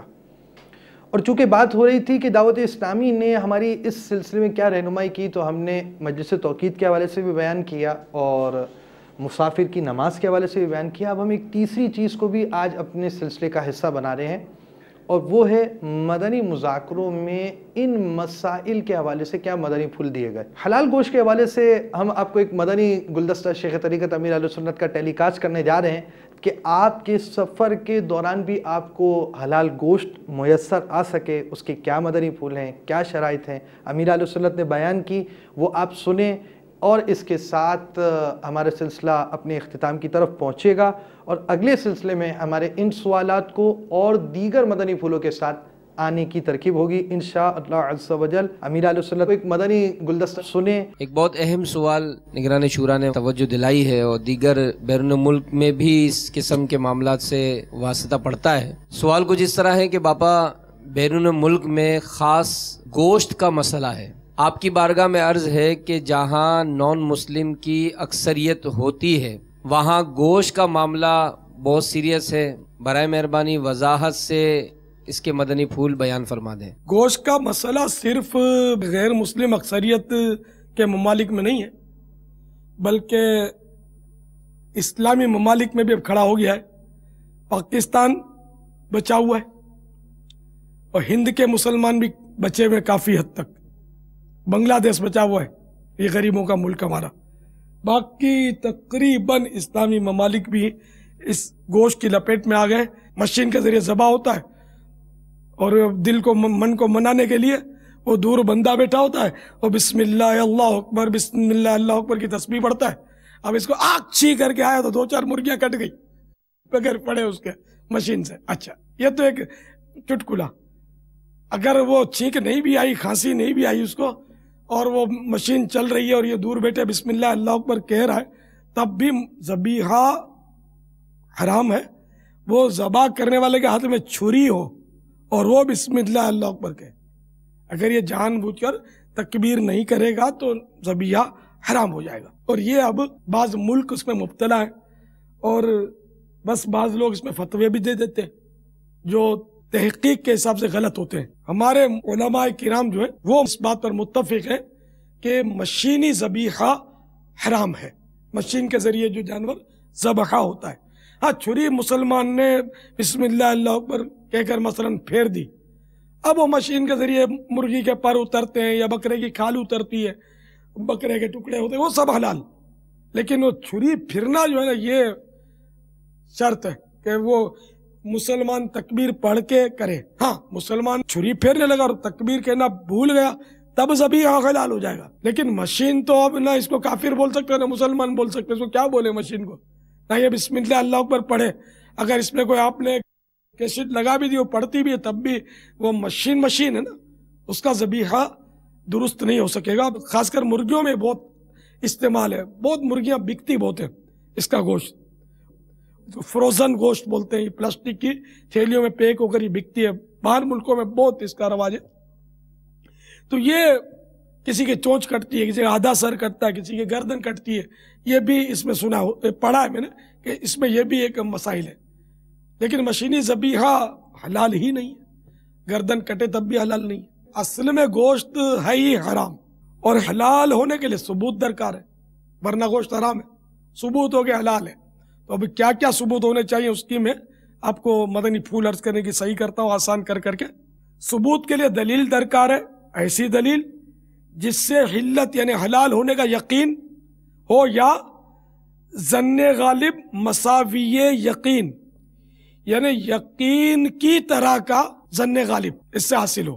اس لیے کہ یقینی اور ثابت شدہ چیز شک سے زائل نہیں ہوتی, کیونکہ فقہ کا قاعدہ ہے الیقین لا یزول بالشک, یعنی یقین شک سے ختم نہیں ہو جاتا. تو اب یہ کہ کئی ممالک ایسے جو اسلامی ہونے کے باوجود یا تو وہاں مشینی ذبیحہ ہوتا ہے یا وہاں ہوتا بھی ہے اور باہر ملکوں سے مشینی ذبیحہ امپورٹ بھی کیا جاتا ہے. خاص کر مرغیاں اور بڑے جانور بھی کٹتے ہوں گے مشین سے, تو مشینی ذبیحہ میں سب آ گئے, بکرا بھی آ گیا اور اونٹ بھی آ گیا اور مرغی بھی آ گئی. جس کا ذبح ہونا فرض ہے تو مشین سے اس کو ذبح نہیں کیا جا سکتا. اور ہاتھ کا ذبیحہ جو ہے ذبح کیا ہوا یہ بہت کم دستیاب ہے کئی ممالک میں, بلکہ بعض ممالک میں تو یہ مرغیوں کی دکانیں بند کر دی گئی ہیں کہ اب صرف بس وہ مشین ہی ملے گا اور کوئی ذبح نہیں کرے گا مرغی. دکان ہی نہیں رکھی, دکان ہی پابندیاں پڑ گئی تو بکتا ہی نہیں, وہ مرغی نہیں بکتی کہ جو آدمی خرید کر چلو گھر میں ذبح کر لے. اب یہ کہ کتابی کافر کا ذبیحہ حلال ہے, چاہے یہودی یا نصرانی ہو, یہودی ہو یا کرسچن ہو, مگر جب کہ واقعی وہ شرعی طریقہ کار کے مطابق ذبح کرتے ہوں. کیونکہ اگر مسلمان بھی غیر شرعی طریقے سے ذبح کرے گا تو وہ ذبیحہ مردار اور حرام ہو جائے گا. جیسے کہ مشین بھلے مسلمان ہی چلاتا ہے لیکن حرام ہو جائے گا مشین کا ذبیحہ. ذبیحہ مانے ذبح کیا ہوا حلال کیا ہوا جانور. اب یہ کہ ان یہود و نصارہ میں بہت سے تو لا مذہب اور دیریے ہوتے ہیں, نام کے کتابی, یعنی آسمانی کتابوں کی وہ تعلیمات جو ہیں اس پر ہی عمل نہیں کر رہے ہوتے, حالانکہ ہیں غیر مسلم وہ. کیونکہ اب سب کو قرآنی تعلیمات لازم, قرآن جن پر نازل ہوا ان میٹھے مصطفیٰ صلی اللہ تعالی علیہ وآلہ وسلم پر ایمان لانا, ان کا کلمہ پڑھنا فرض, ورنہ تو وہ انجیل مقدس کی تعلیمات پر ہر بار بھی اگر وہ عمل کا دعویٰ کرتے تب بھی وہ غیر مسلم ہیں, جبکہ وہ کلمہ نہیں پڑھیں گے لا الہ الا اللہ محمد الرسول اللہ صلی اللہ تعالی علیہ وآلہ وسلم, یعنی کہ باقاعدہ سرکار پر ایمان نہیں لائیں گے صلی اللہ تعالی علیہ وآلہ وسلم. اب یہ کرسچین جو ہے نا, ان کی حالت یہ اس وقت کہ ان کے اب شرعی طور پر ذبح کرنا انہوں نے چھوڑ دیا ہے. اس وقت سے چھوڑا ہوا ہے کہ جب مشینیں بھی ایجاد نہیں ہوئی تھی, ایک عرصہ ہو گیا.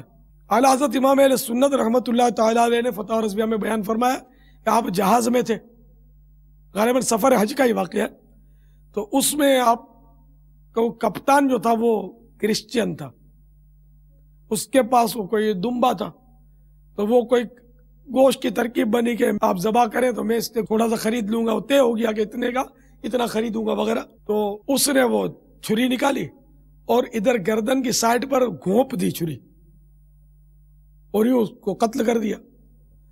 اعلیٰ حضرت نے فرمایا کہ یہ تو ہمارے لیے سور کی طرح ہو گیا، خنزیر کا گوشت جیسے مردار ہو گیا، میں نہیں لوں گا اس کو۔ حلال گوشت کی ہماری بات ہوئی تھی کہ تم ذبح کرو گے تو میں لوں گا، اور ذبح بھی کرے تو وہی اللہ کا نام لے کر جو شرعی طریقہ ہے اس کے مطابق، تو اس نے تو ویسے چھری گھونپ دی، تو ان میں یہ طریقہ کار تھا۔ اب مشینیں آ گئی، ان کا ذبیحہ نہیں مانا جائے گا۔ ہاں اگر کوئی کرسچن واقعی ہمارے سامنے بسم اللہ اللہ اکبر بسم اللہ اللہ پڑھ کر ذبح کرے تو وہ حلال ہو جائے گا، جبکہ ہو کرسچن کتابی ہو، کیونکہ اکثر کرسچن اب دیریہ ہو گئے، دیریہ ہوگا تو نہیں، کرسچن ہو نہ کتابی ہو، کتابی کا اس پر اطلاق ہوتا ہو، یہودی کا ذبح کیا ہوا وہ بھی حلال ہے، جبکہ وہی ذبح شرعی وہ کرے، اور ان میں کچھ نہ کچھ ایسا حساب کتاب ہے کہ وہ شرعی ذبح کرتے ہیں۔ لیکن اب ان میں یہ ہو گیا ہے کہ ان کا مذہبی رہنما جسے ربی کہتے ہیں، وہ ایک بار بسم اللہ پڑھتا ہے اور بہت سارے جانور اس میں ذبح ہو جاتے ہیں، تو اب اس پر بھی وہ جانور جو ہے وہ سارے حلال نہیں ہوں گے۔ جس جانور پر ایک پر وہ بسم اللہ پڑھے گا نا وہ ایک ہی حلال ہوگا۔ اب ان کا یہ طریقہ ہو گیا تو اس لیے ان کا گوشت بھی نہیں لے سکتے۔ بس بات وہی ہے کہ اگر کوئی ایسی یقینی صورت ہو ان کے ذبیحہ کی، یا وہی ظن غالب کی وہ صورت ہو جو مساوی یقین ہو، اس طرح کا ظن غالب ہو کہ وہ یقین کی طرح ہو، تو ہی ان کا گوشت حلال مانا جائے گا۔ اور اب اس کی صورتیں تقریباً معدوم ہے، غائب ہے، تو اب چونکہ غالب ان کی حالت یہی ہے تو اس لیے ان کا ذبیحہ نہیں لیں گے ہم، جب تک یہ وہی کہ میں نے دیکھا یہاں واقعی اس نے اللہ کا نام لے کر یہ کرسچن نے ذبح کیا، یہودی نے ذبح کیا، یا اس مسلمان نے دیکھا اور یہ مجھے کہہ رہا ہے آپ الیاس کھا لو یہ گوشت، میرے سامنے ذبح ہوا ہے یہ وہی گوشت ہے، تو اب چونکہ میں ان پر اعتبار کرتا ہوں میں مان لوں گا، یار شفیق بھائی کہہ رہے ہیں تو یہ غلط نہیں کہہ سکتے، تو ایسی کوئی صورت ہو تب تو حلال ہو جائے گا، ورنہ کچھ بھی نہیں پتا اور وہ دعویٰ کرتا ہے کہ یہ وہ ذبح کیا، تو اب اس کی بات نہیں مانی جائے گی۔ کہ اس وقت صورتحال یہ ہے کہ یہ لوگ شرعی ذبح نہیں کرتے، بیچنے کے لیے اکثر جھوٹ بول دیتے ہیں لوگ، ہر چیز پر حلال لکھتے ہیں، مچھلی پر حلال لکھتے ہیں، وہ چیوڑے پر حلال لکھتے ہیں، چیوڑے گانٹھیے پر، بہت ساری چیزوں میں حلال لکھنے لگ گئے اب کہ مسلمانوں کو بیوقوف بناؤ کہ لفظ حلال سے یہ پھسل جاتے ہیں، نفس پھسل جاتا ہے۔ ہوائی جہاز میں بھی غیر مسلموں کی ایئر لائنیں ہوتی ہیں، اس میں بھی وہ باقاعدہ ایک وہ ان کے آپشن ہوتا ہے کہ کون سا کھانا کھاؤ گے، اگر آپ بولو گے نا حلال تو وہ حلال لکھا ہوا لے آئیں گے، حلال اس کو کیسے مانیں گے آپ حلال؟ غیر مسلم کے ہاتھ سے آ رہا ہے، مسلمان کا کوئی دخل نہیں ہے، اس کا بھروسہ نہیں ہے، اور وہ بھی کتابی اگر ہے تب بھی بھروسہ نہیں ہے، اور اگر کتابی نہیں ہے تو پھر تو ہے ہی حرام۔ وہ 100 بار تسبیح پڑھ کے بسم اللہ کی ذبح کرے تب بھی ذبیحہ مردار ہے، حلال نہیں ہو سکتا۔ آتش پرست کا، مجوسی کا، مرتدین کا، مرتد کا ذبیحہ بھی وہ 1,00,000 بار بسم اللہ پڑھے گا، حلال نہیں ہوگا، حرام ہی رہے گا۔ کافر غیر کتابی نے اگر معاملات میں کسی معاملے کی خبر دی اور اس کے ضمن میں گوشت کی علت بھی ثابت ہو رہی ہو تو اس کا اعتبار کیا جائے گا اور گوشت کھانا جائز و حلال ہوگا۔ مثلا آپ کا نوکر جو ہے وہ آتش پرست ہے یا غیر کتابی کافر ہے، تو وہ اگر یہ آپ کے لیے گوشت خرید کر لے آیا اور آپ کو یہ کہہ رہا کہ میں مسلمان سے خرید کر لایا ہوں، اور آپ کا ظن غالب ہے کہ یہ بہت یعنی کہ سچ بولتا ہے، اور اس کی بات پر آپ کا یہ ظن غالب آپ کے دل کا آیا کہ نہیں یہ جھوٹ نہیں بولتا، واقعی یہ مسلمان سے ہی خرید کر لایا ہے، تب یہ حلال ہے۔ یہ معاملات کی خبر ہے، دیانت میں اس کی خبر نامعتبر ہے۔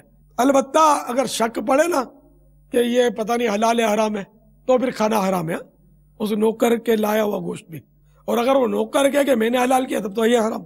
جہاں مسلمان کے ہاتھ کا حلال کیا ہوا غالب طور پر ملتا ہے، جیسے اب باب المدینہ ہے تو یہاں یہ گوشت فروش ہوتے ہیں مسلمان ہوتے ہیں، عام طور پر یہی ہوتا ہے، تو یہاں ہمارے یہاں سلاٹر ہاؤس بھی ہے، ذبح کیا جاتا ہے، ہم نے بھی دیکھا ہے، بہت ساروں نے دیکھا ہے کہ یہ جب بھی جانور ہوتا ہے ذبح ہوتا ہے، ہمارے مشینی ذبیحہ کا ابھی تک داخلہ ہوا نہیں ہے، میں نے بھی نہیں سنا، آپ نے بھی نہیں سنا ہوگا۔ تو جہاں غالب طور پر حلال گوشت ملتا ہے تو مسلمان گوشت فروش سے ایسا گوشت خریدنا مطلقاً جائز ہے۔ مسلمان ثقہ ہو تو تحری یعنی ظن غالب کرنے کی بھی حاجت نہیں ہے، غور کرنے کی بھی ضرورت نہیں۔ ہاں غیر ثقہ ہو تو تحری ضروری ہے، تو یہ غور کر لے کہ یہ قابل اعتبار ہے کہ نہیں ہے۔ اگر حرام غالب ہو تو اب مسلمان کے ظاہر کا اعتبار کر کے بھی خریدنا جائز نہیں، یعنی کہ جہاں یہ ہو کہ گوشت اکثر حرام کے ملتے ہیں، جیسے کہ باہر ممالک میں یہ ہے بدقسمتی سے، تو غیر مسلم اکثریت ممالک کا پھر کہنا ہی کیا جب اسلامی ممالک کا یہ حال ہو گیا۔ تو ایسے ممالک جو بہت مشہور ہیں اسلامی ممالک اور لوگوں کا رجحان ہے، وہاں بہت نوکریاں کرتے ہیں، وہاں پیسہ بھی بہت ہے، بڑے ترقی یافتہ ممالک ہیں وہ اسلامی ممالک، یا عقیدتوں کے جو مراکز ہیں وہاں بھی تقریباً ہر جگہ یہ مشینی نظام چل پڑا ہے۔ تو ایسے مقامات پر گوشت کا معاملہ بہت پیچیدہ ہے، وہاں خرید نہیں سکتے گوشت، کیونکہ یہاں غالب یہ کہ حرام گوشت ہوتا ہے، تو اس لیے وہاں سے گوشت خریدنا اجازت نہیں ہے جب تک کوئی ترکیب سے اس کو معلوم نہ کرے۔ اب مثلا ایک ملک میں کبھی کبھی یعنی کہ ہمارے ساتھ بھی واسطہ پڑا ہے، اب وہ کہیں جیسے مرغی لینی ہے، یا تو لکھا ہوا اس پر کہ یہ بھائی فلاں ملک کی ہے تو پھر خود ہی سمجھ جاؤ۔ اچھا، پھر یہ کہ مسئلہ اب تو مشین اتنی عام ہو گئی ہے، لیکن ایسی معلومات ہے کہیں کہیں کی کہ مشین ابھی اتنی عام نہیں ہوئی، ابھی ذبح کا دیکھا ہے، میں نے بھی ذبح کرتے ہوئے دیکھا ہے۔ تو اب ایسی جگہ پر بھی باہر کی، اب جیسے کہ ایک ملک ہے دنیا کا، وہاں کی مرغی بہت موٹی ہوتی ہے، پر گوشت ہوتی ہے، کبھی اسے ضرورت پڑی اس طرح کی کوئی پکی ہوئی مرغی لینے کی بہت کم ہی ضرورت پڑتی ہے، تو اس ملک کا نام لیتے ہیں، بھائی آپ کا وہ والی مرغی ہے، یعنی اس کا اس طرح اس کو جھٹکا مارنے کے لیے وہ والی مرغی ہے، وہ لگا نہیں نہیں بھائی وہاں کی نہیں، ہمارے پاس تو فلاں مرغی ہے، یا وہ بھائی ہم تو اپنے یہاں اندر میں اپنے کمرہ بنا ہوا ہم تو یہیں کاٹتے، لینا ہے تو لو، تو پھر اپنا دل مطمئن ہوگا کہ تو مسلمان وہ کہہ رہا ہے یہاں کٹ رہی تو بھائی چلو لے لو، کہ ہم کو وہ ملک کی لینی نہیں ہے، ورنہ اپنے بولیں گے نا کہ بھائی اس ملک کی تو نہیں ہے نا، تو وہ بیچنے کے لالچ میں بول دے گا نہیں نہیں مولانا ہم وہ تھوڑی رکھتے ہیں، ہمارے تو ہم کاٹتے ہیں خود، پھر خطرہ ہے کہ وہ یوں بولے۔ تو اس ملک کی چونکہ وہ بہت ہیوی ہے، اس لیے وہ تقریباً ہوٹلوں میں اور وہی استعمال ہوتی ہے سستی۔ بھائی کس کو ضرورت ہے کہ وہ 2 سیر کی مرغی مثال کے طور پر 100 روپے کی مل جاتی ہے، تو وہ کائے کو مطلب 250 روپے کی مرغی 1.5 کلو کی کاٹے گا، 2 کلو کی 100 روپے میں لے گا نا، کیونکہ ہوٹل والے تو کاروبار کرتے ہیں، نفع ان کو چاہیے۔ تو ہوٹلوں کا کھانا تقریباً مطلب یعنی کہ اگر میں تو الحمدللہ بہت بچتا ہوں، میری کہیں اگر دعوت کی بھی ترکیب ہوئی تو میری ترکیب ہے کہ بازار کا گوشت وہ بالکل حلال کیا ہوا مقامی لوکل گوشت کی ہماری ترکیب ہوتی ہے، بلکہ کئی ایسے ہمارے بعض اسلامی بھائی ہیں کہ ان کا گوشت پاکستان سے جاتا ہے، کیونکہ بعض ممالک سے گوشت جو ہے نا سیم ڈے کٹا ہوا تازہ اسی دن کٹتا ہے بکرا، اسی دن وہ اس ملک میں پہنچ جاتا ہے مختلف ممالک میں، اور وہ کہا جاتا ہے کہ وہ یہ تازہ ہے، مگر بدقسمتی سے وہ گیا ہوتا ہے غیر مسلموں کی ایئر لائن سے۔ تو چونکہ مسلمان انہیں حلال ہونے کے لیے ایک شرط یہ کہ مسلمان کا ذبح کیا ہوا یا اسی شرط کے کتابی کا جو بیان کی، اب اس کی میں سمجھانے کے لیے عرض کر رہا ہوں کہ مثلا مسلمان کا ذبح کیا ہوا گوشت ذبح سے لے کر کھانے تک مسلمان کی نظر سے اوجھل ہو کر کسی غیر مسلم کے قبضے میں چلا گیا تو حرام ہو جائے گا۔ دیکھیں یہاں کتابی کی رعایت موجود ہے، لیکن وہی کتابی جس کا میں نے ابھی ذکر کیا، اس لیے میں نے کتابی کا تذکرہ نہیں کیا۔ تو یہ حلال گوشت کے لیے اتنی تاکید ہے۔ اب یہ کہ یہ عام طور پہ ہوٹلوں والے فاسق ہوتے ہیں عموماً، یا داڑھی والے بھی جھوٹ تو بولتے ہیں، بارہا جھوٹ بولتے ہیں۔ اب یہ اگر حلال بھی ایسے ملکوں میں کہہ رہے ہیں گوشت کو کہ یہ ہمارا ذبح کیا ہوا، تب بھی غور کرنا پڑے گا یہ جھوٹ تو نہیں بول رہا ہے۔ اتنا سستا گوشت، جو بڑے بڑے گوشت کے پیس، بڑی بڑی رانیں اتنی سستی ملتی ہیں باہر کی امپورٹڈ، تو اس کو کیا ہو گیا کہ یہ خود اپنے ہاتھ سے ذبح کر کے ہم کو یہ ہوٹل میں گوشت پیش کر رہا ہے بھون کر، یا اس کا قورمہ دے رہا ہے۔ بہت مشکل ہے کہ اس کا قورمہ اپنے کو کھلائے ہوٹل والا۔ تو یہ تحری کرے، غور کرے، اگر ظن غالب آ جائے کہ واقعی یار نیک آدمی ہے، وہ درست بول رہا ہے، تو پھر ٹھیک ہے کھا لے۔ وہ ظن غالب ایسا کہ یقین کی حد تک ایسے ملکوں میں اتنی بری حالت ہے، تو اس لیے مختصر ہے کہ ہوٹلوں کا گوشت کھائے نہیں، بازار کا گوشت لے ہی نہیں۔ لینا ہے گوشت کہیں سے اپنی زندہ مرغی حاصل کرے، خود ذبح کرے، अपने इस्लामी भाई से ज़बह करवाए, बकरा पूरा ले, 4-5 इस्लामी भाई मिलकर उसको पार्टनरशिप कर ले, काट ले और तरकीब बना ले। और ऐसे मुल्कों में मुसलमान कस्साब भी मिल ही जाते, तो उनसे कटवा ले अपने सामने।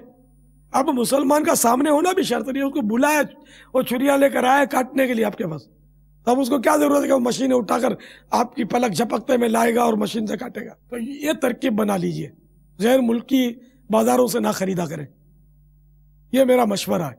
या फिर सब्जी खाएं या मछली खाएं, तो अगर मुमकिन हो तो जैसे अपने इस्लामी भाई हैं, उनमें से किसी इस्लामी भाई को तरबियत दी जाए कि वो किसी गोश्त फरोश से तरबियत हासिल करे, काट कर गोश्त तैयार करने की।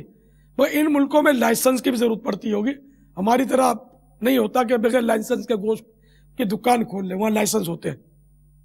एक ठिया भी यानी कि बस्ता भी नहीं लगा सकता, तो लगाते तो गैर कानूनी होते, पकड़े जाते हैं तो फिर फंसते हैं। तो लाइसेंस भी मिल जाएगा, गोश्त की तरबियत हासिल करके खुद ही बेचे, या निजी तौर पर ऐसी तरकीब करे कि कानून शिकनी भी ना हो और आपस में कर ले और वो बेचे। तो इस तरह वो गरीब कोई इस्लामी भाई होगा तो उसको रोजगार भी मिल जाएगा उसका, और इस्लामी भाई से खरीदा करे।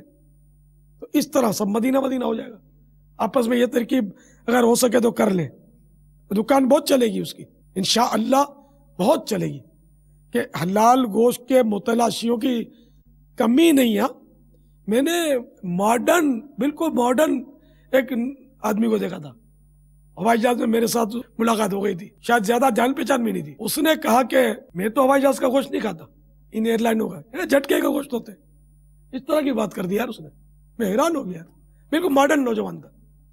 तो ऐसे लोगों की भी है एक तादाद कि वो नहीं खाते गोश्त, अपने ठीक है दाल खाएंगे यार, मछली खाएंगे, सब्जी खाएंगे।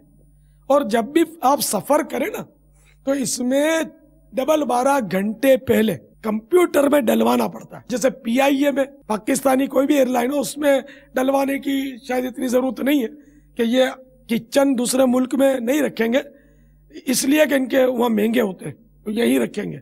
और यहाँ अभी मशीनी ज़बी यहाँ राइज ही नहीं हुआ, तो तरकीब यहाँ मुमकिन है। तो यहाँ अगर ना भी लिखवाएं तो उम्मीद है चल जाएगा। लेकिन बाहर के ममालिक में हमारा तरीका ये है कि मुझे तरीका पता चल गया है कि 12 घंटे पहले, इसके बाद नहीं, फिर नहीं लेते ये।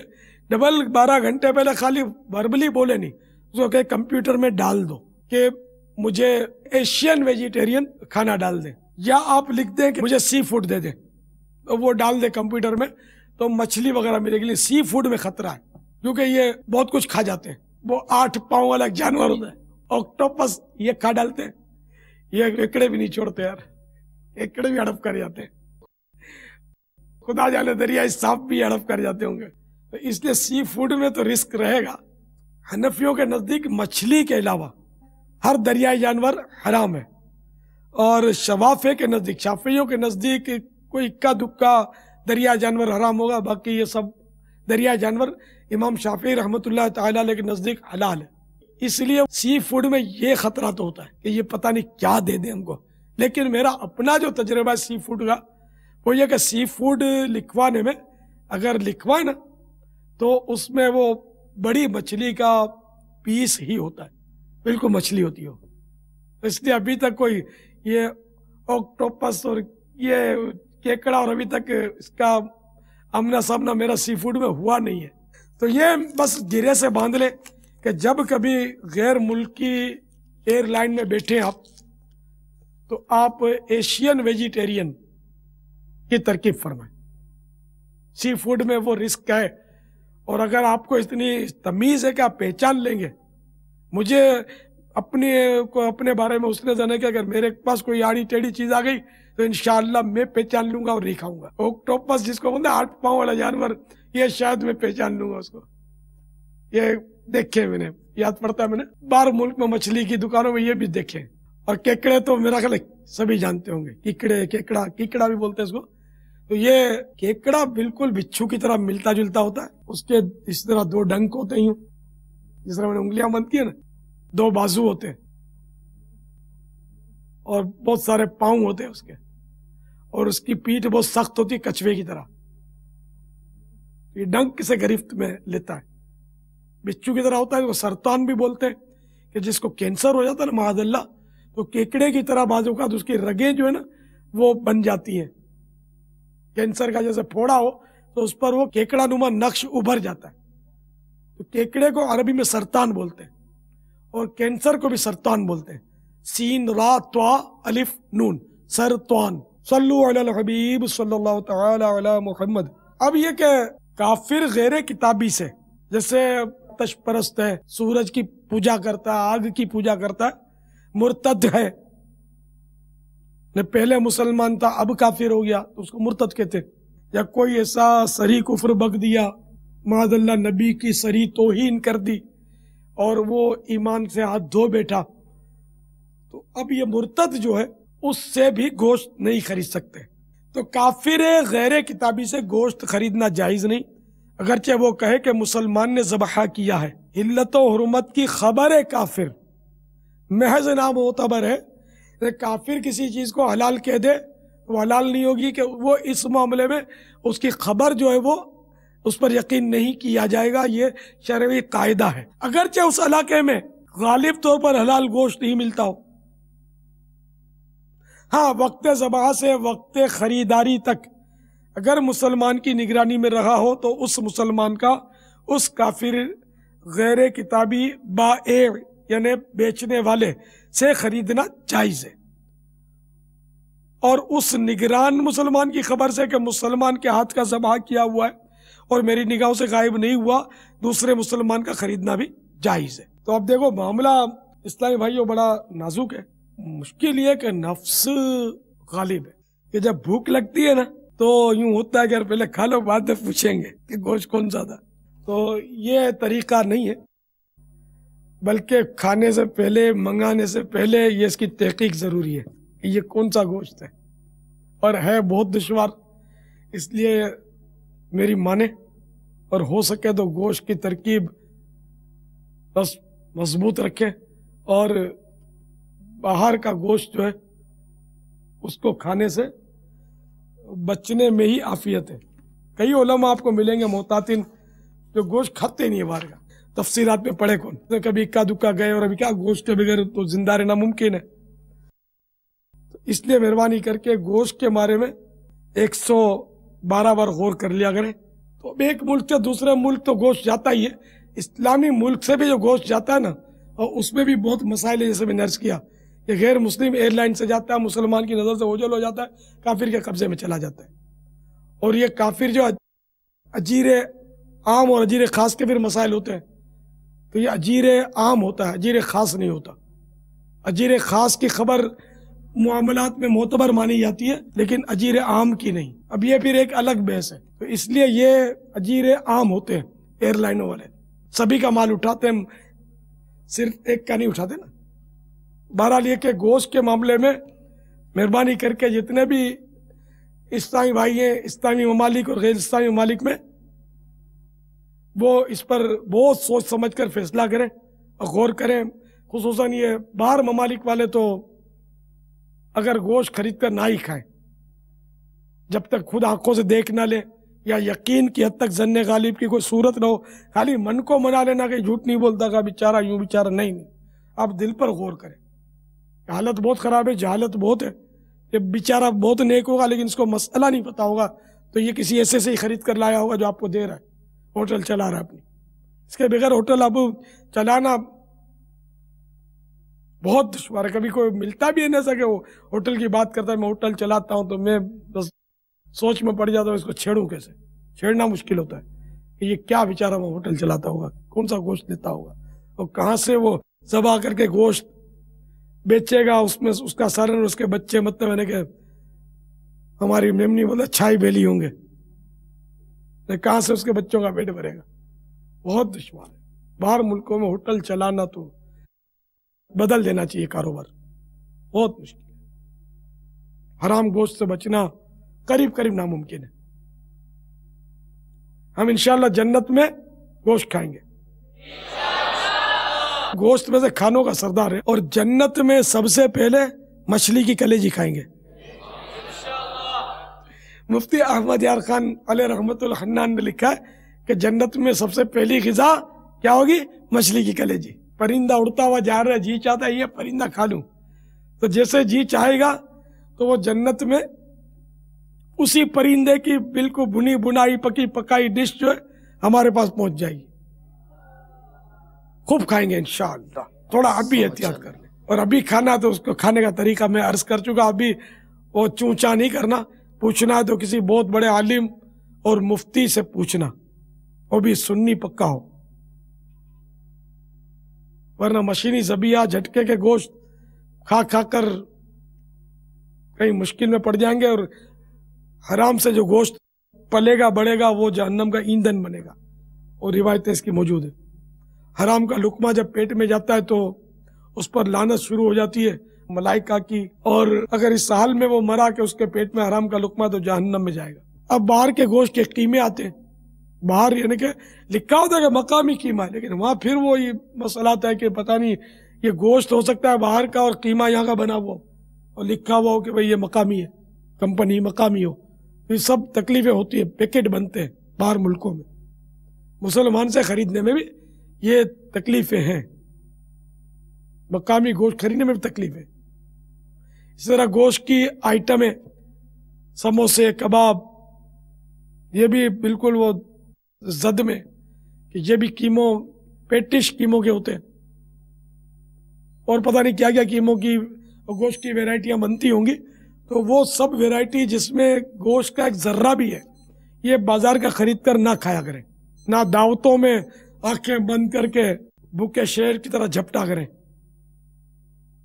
आप वो उस डिश में से खाएं कि जिसमें दाल हो, सब्जी हो, या पहले से तरकीब बना लेंगे वो क्या पकाएगा।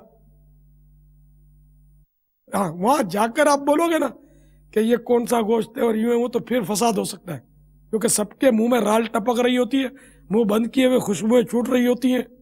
एक तो वो परेशान हो जाएंगे और गुस्सा करेंगे, जो मालिक जिसने दावत की आपके बोलने से वो भी नाराज हो सकता है, और हो सकता है कोई फितना खड़ा हो जाए।